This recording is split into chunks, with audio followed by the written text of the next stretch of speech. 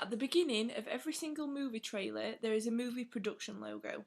This shows the audience who the film is endorsed and produced by.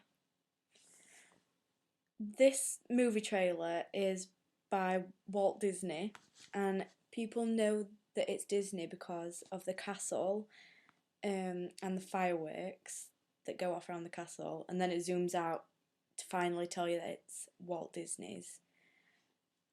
This, by showing that it's Disney, it also represents to the audience what kind of film it will be just through the logo. Everybody is expecting a high budget child film. Nobody's expecting anything gory or gruesome. This shot is an establishing shot, and it shows that it's quite sophisticated and Alice is grown up. The clothes that they're wearing show that it's not our time. It's like quite old. It also represents the aristocracy more than the working class. In this bit, when he asks her to marry him, she sort of says no, and like she looks a bit scared, which shows that she's still quite young, and she still looks young as well. This shows that Alice isn't as grown up as they want or expect her to be. This shot also shows that Alice is too young to be getting married and committing. When she starts running, the music changes from being elegant and sophisticated to a bit more adventurous and childlike. She's running away from the unexpected because she doesn't know she's going back to Wonderland until she falls down the hole.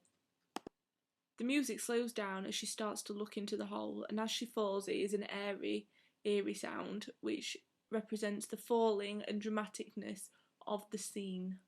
It also has like fairy tale type sounds on it and like magical sounds, so you know that it's changing from realism to a fantasy.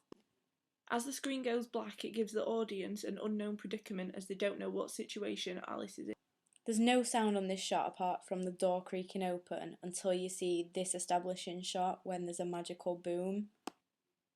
The shot type changes every single time, and it gives a different effect of each character. It's giving the audience a view of different characters in Wonderland. Every time it changes, it goes through with the same magical boom. There's also a voiceover of one of the main characters that's explaining where Alice is, that's a quote from the book. This entices the audience in to watch the film, as if they're big fans of the book, they may be big fans of the film. This is where it shows the character that's doing the voiceover, so you know what he looks like and who he is. The lighting is very low key at this point, so it's still quite mysterious, whereas the music is quite exhilarating and exciting, so it's mixed emotions coming through to the audience. It also becomes more exciting and more fantasy-like when the rabbit starts talking.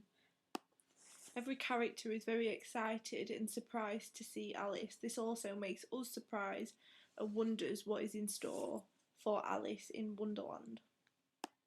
When you hear the word Wonderland, you sort of think of a dream place that's nice and pretty, but here it's like dark and dingy, so we don't really know what's going on. At this point, it's showing the director. This will entice the audience in, as it's a very popular and well-known director. This part shows the Red Queen as the villain, which everyone knows anyway, but the Mad Hatter's explaining what's happened while Alice has been in the real world, and that she sort of needs to sort it out, and that's maybe why she's there. These settings are also really dark and low key, so you sort of know that these are going to be the bad bits in the movie, and also sometimes the most exciting. In this part of the film, it's giving the audience a view of a battle that is starting to commence between both sides. It's a stereotypical good versus bad evil atmosphere. At this point, as it goes on to the Queen of Hearts in her throne, it starts to add a comical value to the film, which will also entice audiences, as if you're not much of a fantasy person but you are a comedy person, it will bring the two together and attract more audiences. The lighting here has changed to high key, so that gives you a more happy atmosphere. And when it tells you that it's coming out in spring, it gives the audience more information. This is where it shows another character coming in, and because they're quite famous characters, it'll entice the audience a lot more. The music at this point is a lot more dramatic, exciting and louder, and as the two battles come together in the middle, it stops dead, to add a dramatic effect. As Anne Hathaway starts to speak, she's revealing more to the audience and explaining the story slightly better. This shot makes the logo stand out against the black background. They've also used the Queen's Castle instead of the Disney Castle. This shot is showing the weirdness and craziness of Wonderland because she's a completely different size as to what she's supposed to be. These fast action shots are revealing a lot about the film at the same time, but it's also not. So it's giving the audience a lot of information but confusing them at the same time. Although you know this film is a fantasy, it adds a sense of realism as well because of how realistic the characters are and speaking. Although everybody already knows who he is, it's showing you who the main character is. Even though he's not Alice, he's still classed as the main character.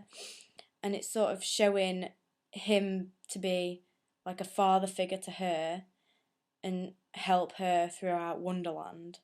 The music through all this bit's quite fast until this end bit when it starts going to really short bursts of fantasy music to show this title at the end. The writing's also quite mysterious and childlike, like the film is set around. But it's also exciting and enticing for adults as well. And this bit shows like the cat at the end, it's showing the character even right to the end of the film. These end credits are reminding the audience that it's by Walt Disney and the big director. These credits are showing the main people in the movie, which are really famous, so it'll make people want to see it more.